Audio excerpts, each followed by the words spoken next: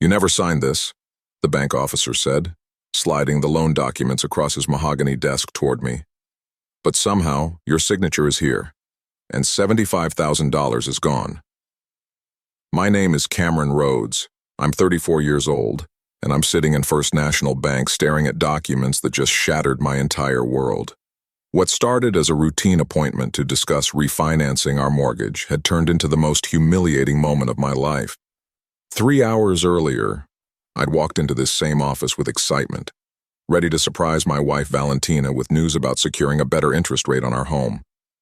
We'd been married for 8 years, and I thought we were finally getting ahead financially. My software consulting business was thriving. We'd just paid off her student loans, and I was planning to propose expanding our family. The loan officer, Mr. Hendricks, had been reviewing our credit reports when his expression shifted from professional courtesy to concerned confusion. He'd made a phone call, then another, before asking me to wait while he clarified some information. When he returned with a thick folder and that devastating statement, my stomach dropped to the floor. Inside were applications for a personal loan dated 6 weeks ago. My forged signature was there, along with my social security number, employment information, and even details about my business that only someone with intimate access to my files could have known. According to our records, Mrs. Rhodes submitted these applications. Hendricks continued, his voice gentle but clinical. "She listed herself as your authorized representative and provided documentation showing power of attorney for financial matters." Power of attorney. I'd never signed any such document. "Where did the money go?" I managed to ask, though part of me already dreaded the answer. Hendricks hesitated before sliding another document across the desk. Bank statements showed the $75,000 had been transferred to an account I'd never seen before, then immediately withdrawn in cash installments over the past month.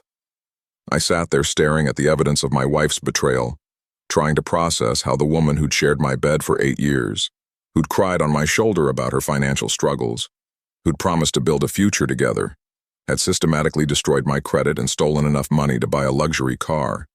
The worst part wasn't even the money. It was realizing that while I'd been working 16-hour days to secure our future, Valentina had been planning to steal it. To understand how devastating this betrayal was, you need to know what I'd built. 8 years ago, when I married Valentina, I was a junior software developer making $45,000 a year. She was a part-time marketing coordinator drowning in $60,000 of student debt from her communications degree. I didn't care about her debt. I was madly in love with this beautiful, ambitious woman who talked about building an empire together. During our honeymoon in Cabo, we made a pact. I'd focus on growing my career while she finished her degree. Then we'd tackle her loans together and build the life we dreamed of. For 8 years, I kept that promise religiously. I started freelancing on weekends, building websites for local businesses. Every spare hour was spent learning new programming languages, earning certifications, networking with potential clients. While Valentina went to book clubs and yoga classes, I was in our spare bedroom until 2 a.m., coding and building my reputation. The sacrifice paid off. By year 3, my side business was earning more than my day job. By year 5, I'd left corporate work entirely and established Rhodes Digital Solutions. My client roster grew from mom-and-pop shops to mid-size corporations. I specialized in custom database solutions and e-commerce platforms, work that required incredible attention to detail and long hours, but paid exceptionally well. Valentina seemed proud of my success. She'd bragged to her friends about her entrepreneur husband and loved the lifestyle my income provided. We moved from our starter apartment to a beautiful 3-bedroom house in Maplewood. I bought her the BMW she'd always wanted. We took annual vacations to Europe, but more importantly, I was systematic about our finances. Every month, I'd transfer money to pay down her student loans while building our emergency fund. When she mentioned wanting to go back to school for her MBA, I'd already started saving for it. When she talked about starting her own business someday, I'd set aside money for that too. I thought we were a team. I thought every sacrifice I made was building something for both of us. Every late-night coding session, every weekend spent working instead of relaxing, every dollar I earned that went toward our shared future. I did it all believing we were partners.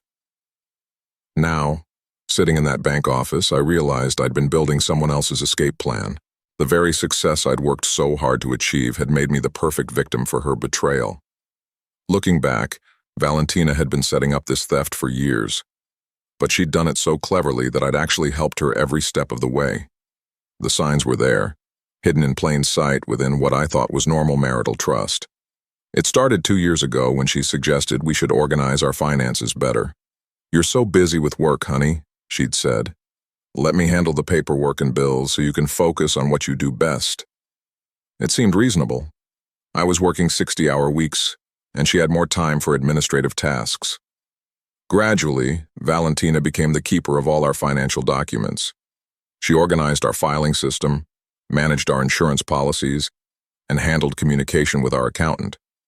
When tax season came, she'd gather all the documents and sit with our CPA while I was usually tied up with client deadlines. She was the one who suggested I should have backup signatories on my business accounts, just in case something happened. She convinced me to add her as an authorized user on our credit cards to build her credit score back up. Most cunningly, she'd asked me to sign a stack of documents one evening when I was exhausted from a particularly brutal project deadline. "Just some insurance updates and account maintenance stuff," she'd said, fanning out the papers while I ate dinner at my desk. "I've already reviewed everything."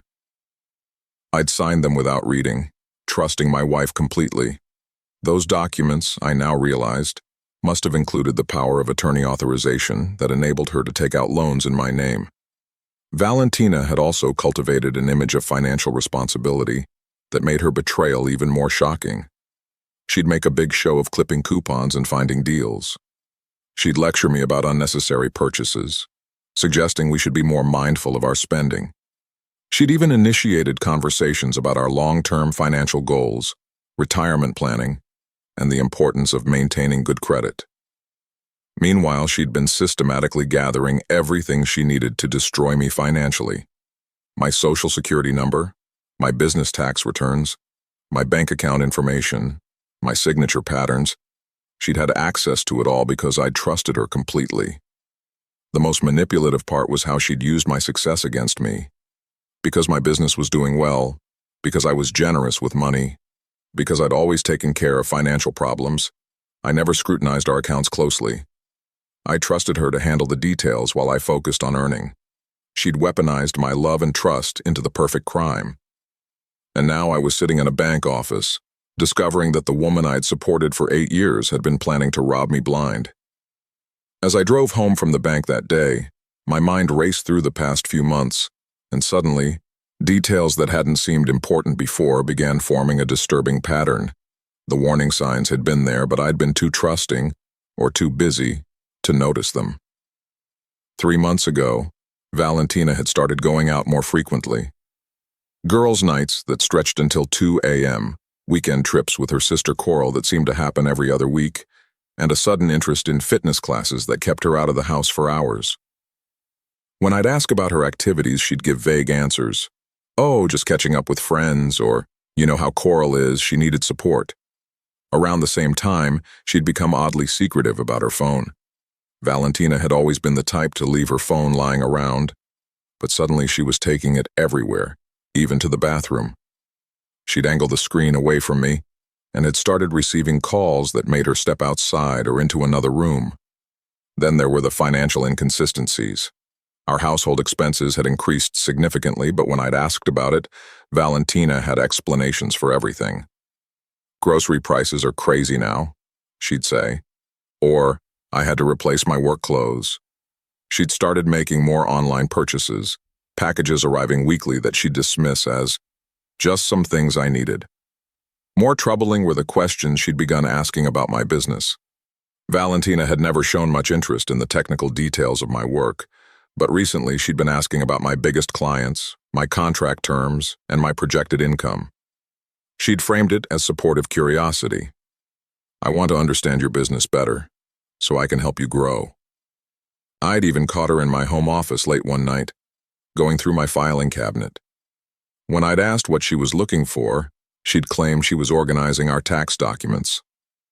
"I found some receipts that might be deductible," she'd said. I'd thanked her for being so helpful.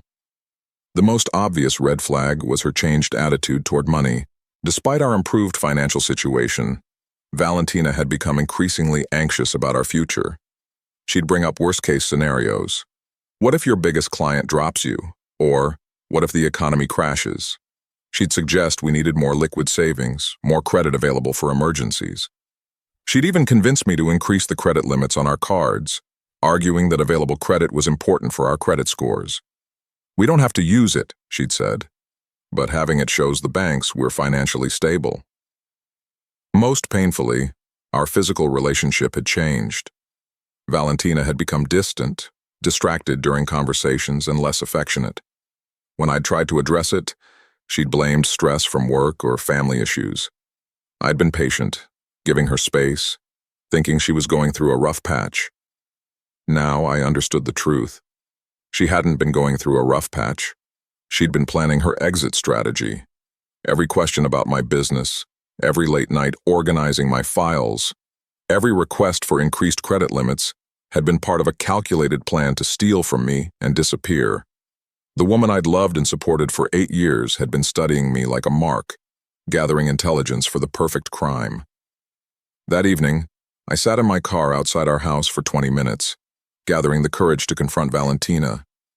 When I finally walked through our front door, she was in the kitchen making dinner, humming cheerfully as if she hadn't just destroyed our marriage and my financial life. "Hey, honey," she said without turning around. "How did the bank meeting go? Did you get that better rate?"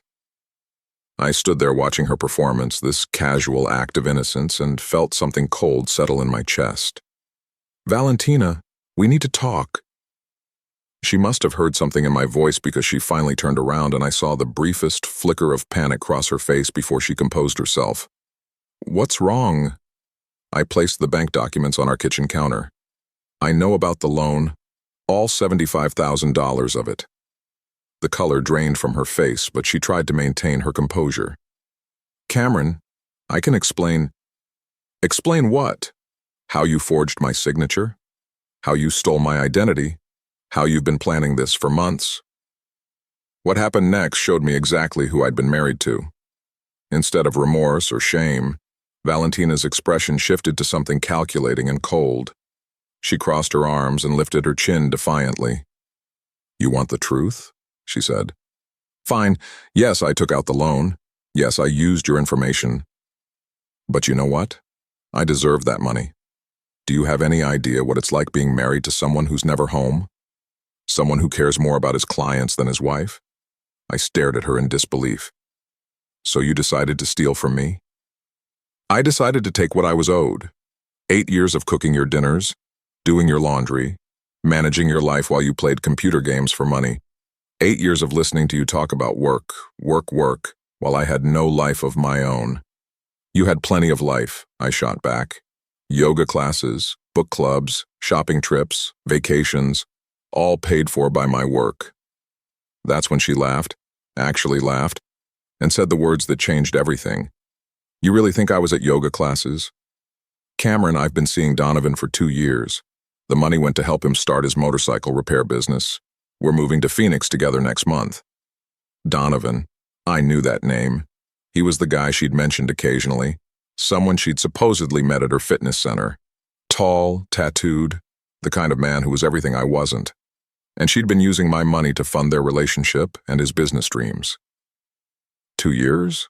I whispered. 2 years, she confirmed, her voice now completely devoid of any pretense of love or regret. "And you know what the funny part is? You made it so easy. You trusted me with everything. Your passwords, your accounts, your business information. You practically handed me the keys to rob you blind." She walked over to her purse and pulled out an envelope. "I was going to leave this for you to find after I was gone, but since we're having this conversation now..." She handed me what turned out to be divorce papers, already filled out and ready for my signature. "I'll be filing for half of everything, including your business," she said matter-of-factly. "My lawyer says I have a strong case since I've been supporting your career all these years." As I stood there holding divorce papers and staring at this stranger who'd been wearing my wife's face, I realized that the $75,000 theft was just the beginning. She was planning to take everything. After Valentina's devastating revelation, I drove aimlessly through our neighborhood for hours, trying to process the complete destruction of my life. When I finally returned home around midnight, she was gone. Her clothes, her jewelry, her personal items, all vanished. She'd left behind only the furniture and appliances that would be too much trouble to move. I sat in our empty bedroom, surrounded by the remnants of what I'd thought was a solid marriage, and felt completely defeated. She'd stolen my money, cheated on me for 2 years, and was planning to take half my business. I felt like I had nothing left. But as the shock wore off, something interesting happened. My analytical mind, the same one that had built my successful business, began to kick in. I started making lists, the way I did when facing complex programming problems. First, I listed what Valentina had taken: $75,000 in fraudulent loans, my trust, 2 years of my life while she was cheating. But then, I started listing what she couldn't take, and that list was much longer than I'd initially realized. My business reputation was entirely my own. Every client relationship I'd built was based on their trust in me personally, not in us as a couple. My expertise, my work history, my professional network, none of that was community property. More importantly, I realized that Valentina had never actually understood my business. She knew I made good money, but she had no idea how my revenue streams worked. She didn't know about my retainer contracts that guaranteed steady income, my recurring maintenance agreements, or the fact that 70% of my income came from just 5 major clients who'd been with me for years. She also didn't know about my business structure. 3 years ago, on my accountant's advice, I'd incorporated as an S-corp and had been paying myself a modest salary while leaving most of the profits in the business. On paper, my personal income looked much lower than what I was actually earning. The bulk of my wealth was tied up in business assets, intellectual property, and retained earnings that would be much harder for her to claim. Even more crucial was something she'd never paid attention to. My client contracts included non-compete clauses and personal service provisions. If she somehow managed to claim part of my business, she'd own a share of a company that couldn't legally operate without me. My clients hadn't hired Rhodes Digital Solutions. They'd hired Cameron Rhodes specifically. I also had advantages she didn't know about. My relationship with my banker went back 5 years. My insurance agent knew me personally. My accountant, my lawyer, my key clients, they all knew me as an individual, not as half of a married couple. But the biggest revelation came when I checked my business accounts online. Because I'd kept my business and personal finances strictly separate, and because the fraudulent loans had been taken against my personal credit, my business accounts were completely untouched. Valentina had stolen $75,000, but my business was still sitting on over $200,000 in operating capital and retained earnings. She'd taken what she could grab quickly, but she'd missed the real wealth. And now that I knew what she was planning, I could protect what remained. For the first time since that morning's devastating discovery, I felt something other than despair. I felt strategic. While I was discovering my hidden strengths, Valentina's perfect plan was already beginning to fall apart, though she didn't know it yet. The first crack appeared just 3 days after our confrontation, when my friend Jake called with some interesting information. Jake owned a motorcycle shop across town and was well connected in the local bike community. "Hey Cameron," he said. "Weird question, but do you know a guy named Donovan Pritchard? Rides a Harley, has tattoos up his arms." I felt my stomach tighten. "Unfortunately, yes." "Why?" "Well, he's been telling people around town that he's about to open a competing shop with some serious money behind him. Claims he's got a silent partner with deep pockets. But here's the thing. I know Donovan's history. He's had 3 businesses fail in the last 5 years. Owes money all over town." Jake paused, then continued. "The guys at Murphy's Garage told me something else. Apparently Donovan's been bragging about his sugar mama who's bankrolling his latest venture. Said she's married to some computer nerd who doesn't pay attention to where his money goes." My blood ran cold, but Jake wasn't finished. "Cameron, I'm telling you this because Donovan's bad news. He borrowed $15,000 from Tony Marcelli last year to buy inventory for a parts business that never materialized. Tony's still looking for his money, and there are rumors that Donovan's been running this same con on other women, gets them to steal from their husbands or boyfriends, then disappears once the heat gets too heavy. After hanging up, I sat in my office processing this information. Valentina thought she was running away with her true love to start a new life. But she'd actually become the latest victim in Donovan's ongoing scam. The money she'd stolen wasn't going to fund their romantic future. It was going to pay off his existing debts and probably disappear into his next con. Over the next week, I discreetly gathered more intelligence. My neighbor, Mrs. Chen, who worked at the DMV, mentioned seeing Valentina there with some rough-looking man applying for motorcycle registrations. But according to the paperwork she'd glimpsed, the bikes were being registered solely in Donovan's name. Even more telling was what my banker, Mr. Hendricks, discovered when I asked him to investigate the account where my stolen money had been transferred. The account belonged to Donovan Pritchard, but it had been opened just 2 weeks before Valentina took out the loans. The money had been withdrawn in cash installments, but there was no corresponding deposit into any business accounts. It had simply vanished into Donovan's personal finances. I realized that while I'd been blindsided by my wife's betrayal, she was about to be blindsided by her boyfriend's. The difference was that I was smart enough to protect myself going forward, while she was walking into a trap with her eyes wide shut. The irony was almost poetic. Valentina had spent 2 years manipulating and deceiving me, thinking she was so clever, but she'd been getting played by an expert con artist who made her amateur schemes look like child's play. She thought she was escaping to a better life, but she was actually trading a husband who'd loved and supported her for a criminal who was using her as his latest mark. I almost felt sorry for her. Almost. A week after Valentina disappeared, I received a call that changed everything I thought I knew about her betrayal. It came from Detective Sarah Martinez with the Phoenix Police Department. "Mr. Rhodes, I'm calling because your wife, Valentina Rhodes, was arrested yesterday in connection with a fraud investigation. She's listed you as her emergency contact, and we need to discuss some matters regarding potential restitution." My heart stopped. Arrested for what? Identity theft, wire fraud, and conspiracy to commit fraud. She and her associate Donovan Pritchard were caught attempting to open multiple business accounts using fraudulent documentation. When we searched their apartment, we found evidence of a much larger operation.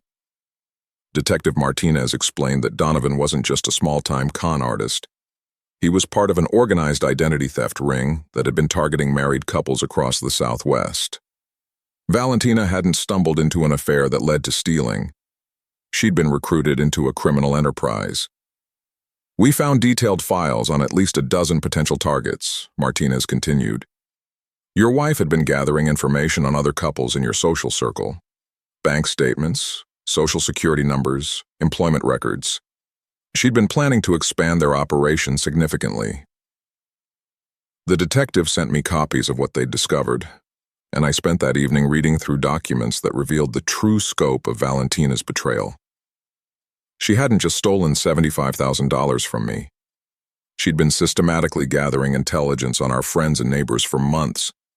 There were files on Jake and his wife Sarah, complete with photos of their mail and notes about Jake's motorcycle shop income.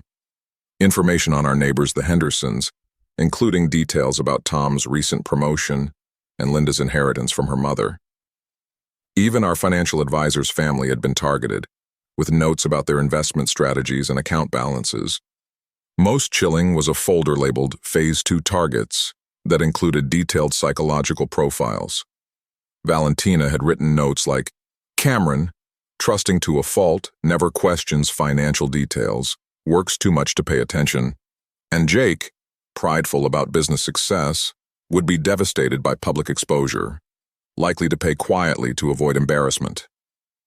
She'd been studying all of us like a predator studies prey, identifying our vulnerabilities and planning how to exploit them. The woman I'd shared a bed with for 8 years had been mentally cataloging my weaknesses and those of everyone I cared about. But the most devastating discovery was a series of recordings on her phone.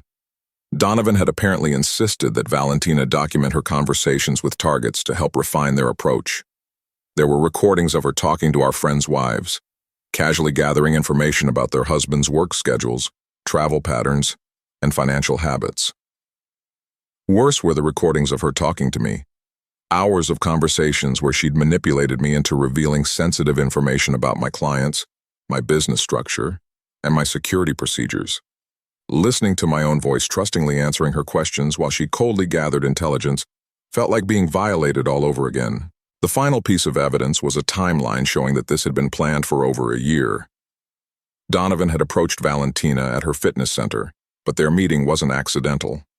He'd been watching me, studying my business, and had identified Valentina as the perfect inside person before he'd ever spoken to her.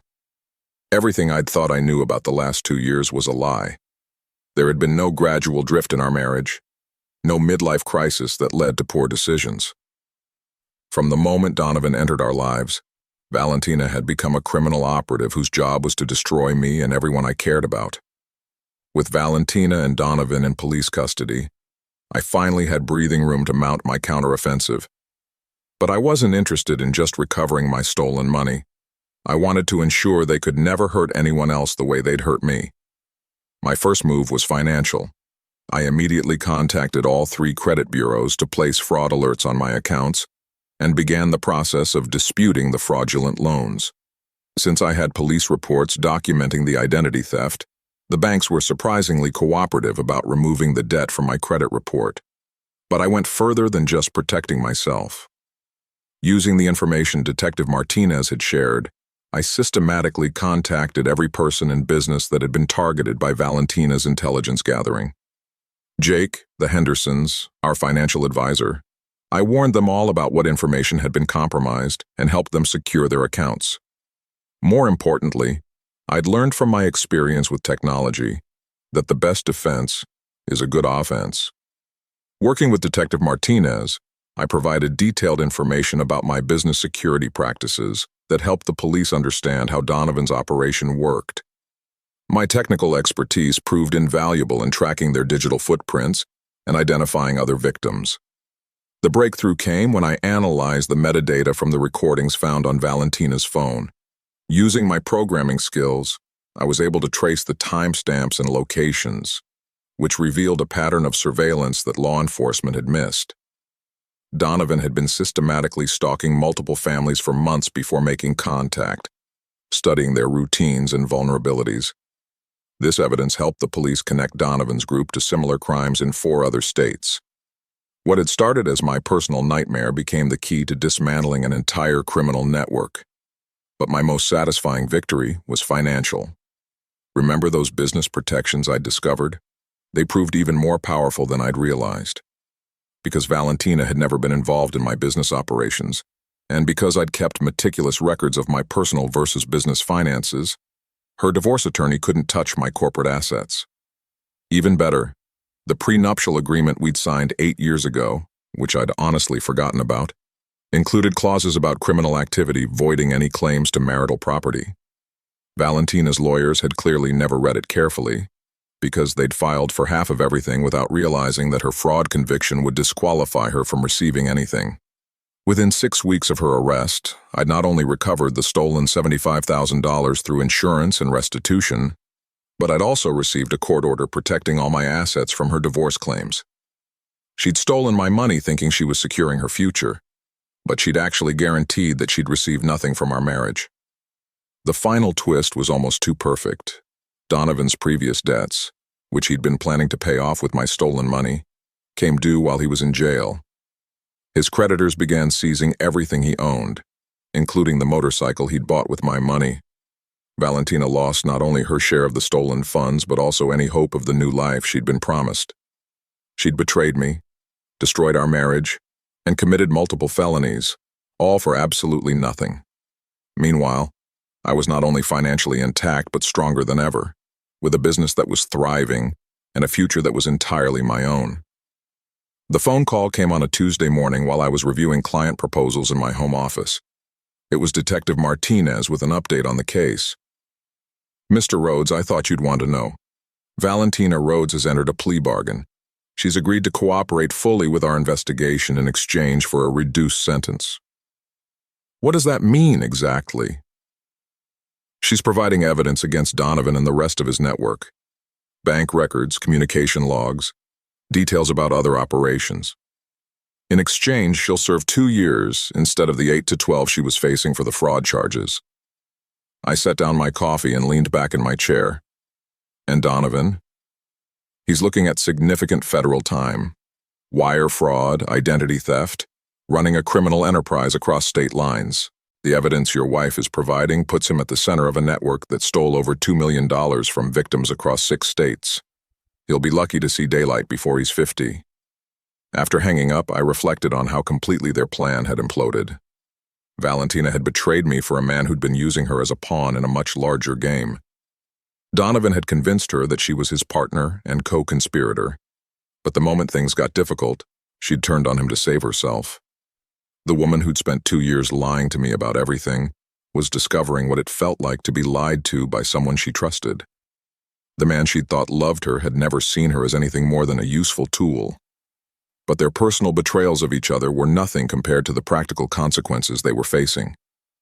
Valentina's cooperation with law enforcement meant she had to provide detailed testimony about every aspect of their operation. Her own recorded conversations were being used as evidence against her former lover. Meanwhile, the restitution orders were devastating their finances. Between the money they owed to victims and the legal fees for their defense attorneys, everything they'd accumulated was being seized by the courts. The apartment they'd rented in Phoenix, the motorcycles, the business equipment Donovan had purchased, all of it was gone. Even more satisfying was learning about the impact on their relationship. According to Detective Martinez, Valentina and Donovan were blaming each other for their arrest. He claimed she'd been sloppy with security and attracted police attention. She claimed he'd lied to her about the scope of his criminal activities. They went from partners in crime to bitter enemies pretty quickly, Martinez told me. Happens a lot when criminals get caught. All that loyalty disappears when people start facing real consequences. I thought about that conversation as I prepared for another day of legitimate work with clients who trusted me, in a business I'd built through honest effort. While Valentina and Donovan were destroying each other in interrogation rooms and courtrooms, I was living the life I'd always wanted, successful, independent, and free from the chaos they'd tried to drag me into. Their elaborate scheme to steal my money and destroy my life had accomplished exactly the opposite. They'd freed me from a toxic marriage, revealed their true characters, and handed me evidence to protect myself completely. The best revenge, I realized, wasn't anything I'd done to them. It was simply watching them face the natural consequences of their own choices. 6 months after Valentina's arrest, I was sitting in my expanded home office, reviewing the financial reports that showed the best quarter in my company's history. Not only had I recovered completely from her theft, but my business had grown substantially. Word had spread in my professional network about how I'd handled the crisis, and clients were impressed by my resilience and integrity. The vindication came in waves, each one more satisfying than the last. First was the financial recovery. The insurance payout, combined with the restitution order, had returned every penny Valentina had stolen. But more importantly, the legal process had revealed assets I hadn't known existed. When the courts forced her to disclose all her financial activities, they discovered she'd been hiding money in accounts I'd never seen. Money that was legally mine as part of our marital assets. The professional vindication was even more meaningful. Jake had referred 3 new clients to me after seeing how I'd protected his family from being targeted. Tom Henderson, grateful that I'd warned him about the surveillance, had recommended my services to his entire company's IT department. My reputation for trustworthiness and security awareness had actually been enhanced by surviving Valentina's betrayal. Most satisfying was the personal vindication. When Valentina was sentenced to 2 years in federal prison, she'd asked through her attorney if she could speak with me before reporting. Against my lawyer's advice, I'd agreed to meet with her one final time. She looked different in her orange jumpsuit, smaller, older, and completely defeated. The confident woman who'd laughed while admitting her betrayal was gone, replaced by someone who seemed genuinely broken by the consequences of her choices. "Cameron," she said, her voice barely a whisper, I know you have no reason to forgive me, but I need you to know. I never meant for it to go this far. Donovan convinced me that we were just taking what you wouldn't miss, that you were so successful, it wouldn't matter. I looked at her across the prison visiting room table and felt something I hadn't expected: pity. Valentina, you recorded our private conversations. You gathered intelligence on our friends. You planned to steal from people who trusted us. This wasn't a moment of weakness. This was a campaign. She started crying then, and for a moment I saw glimpses of the woman I'd once loved. I threw away 8 years of marriage for someone who never cared about me at all. Donovan had 3 other women doing the same thing I was doing. I was just another mark to him. Yes, I said simply, you were. When visiting time ended, I walked out of that prison knowing I'd never see Valentina again. Our divorce had been finalized while she was awaiting trial, and I had no intention of maintaining any contact after her release. But as I drove home, I realized that meeting had given me something valuable: closure. For months, I'd wondered if I could have prevented her betrayal, if I'd missed signs that could have saved our marriage. Seeing her broken and alone, facing the consequences of her choices, made it clear that this outcome was inevitable. She'd chosen deception over honesty, crime over marriage, and a con artist over a loving husband. I hadn't lost a wife. I'd escaped from someone who was never worthy of being my partner. That evening, I had dinner with Jake and Sarah, who'd become closer friends than ever after everything we'd been through. As we sat on their back porch, watching their kids play in the yard, Jake raised his beer in a toast. To Cameron, he said, for showing us what real strength looks like. You turned the worst thing that ever happened to you into proof of who you really are. I thought about that as I drove home to my quiet house, my successful business, and my peaceful life. Sometimes the best revenge really is just building the life you actually wanted. 2 years later, I was standing in the kitchen of my new house, a custom-built home in the mountains outside the city, when my phone buzzed with a news alert. Local woman sentenced in multi-state fraud ring completes prison term. Valentina was being released. I set down my coffee and looked out at the view from my kitchen window: rolling hills, pine trees, and a small lake that reflected the morning sun. This house represented everything I'd built after her betrayal. A life that was entirely mine, earned through honest work and careful planning. The 2 years since our divorce had been transformative in ways I couldn't have imagined. My business had doubled in size, largely because my experience with identity theft had made me an expert in cybersecurity consulting. Companies hired Rhodes Digital Solutions not just for software development, but for comprehensive security audits and fraud prevention systems. More importantly, I discovered who I really was when stripped of the illusion of partnership. Without Valentina's constant demands for attention and validation, I'd rediscovered my love for hiking, photography, and cooking. I'd built genuine friendships with people like Jake and Sarah, relationships based on mutual respect rather than convenience. I'd even started dating again, carefully, thoughtfully, with someone who shared my values and understood my past.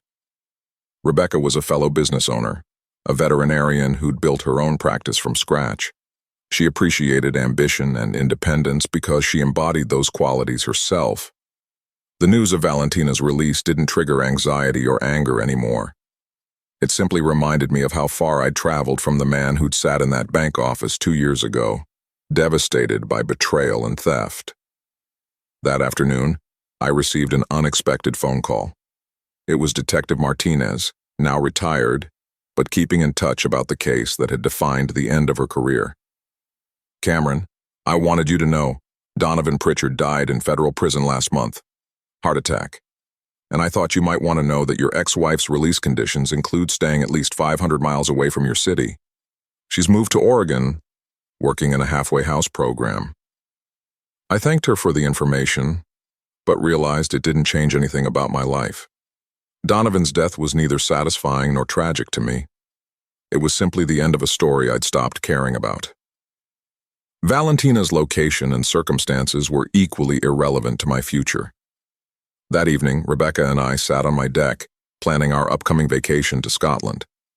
As we talked about castles and hiking trails, I reflected on the strange gift that Valentina's betrayal had given me, the knowledge that I could survive anything. Her theft had taught me that my real wealth wasn't in bank accounts or business assets. It was in my skills, my integrity, and my ability to build something meaningful from nothing. Her infidelity had shown me the difference between love and manipulation, between partnership and exploitation. Most importantly, her criminal behavior had revealed that sometimes the worst thing that happens to you is actually the best thing that could have happened. If she hadn't stolen from me, I might have spent decades in a marriage with someone who saw me as a resource to be exploited, rather than a person to be loved. As I looked out at the mountains, holding Rebecca's hand and planning our future together, I realized that Valentina's revenge against me had backfired completely. She'd intended to destroy my life and take everything I'd built. Instead, she'd freed me to build something even better. Sometimes the best revenge really is just living well. And I was living very, very well indeed. The letter she'd expected after her betrayal, it never came because I'd stopped thinking about her long enough ago that her existence no longer registered in my world. I'd built the life I actually wanted, and that was worth more than any revenge I could have planned.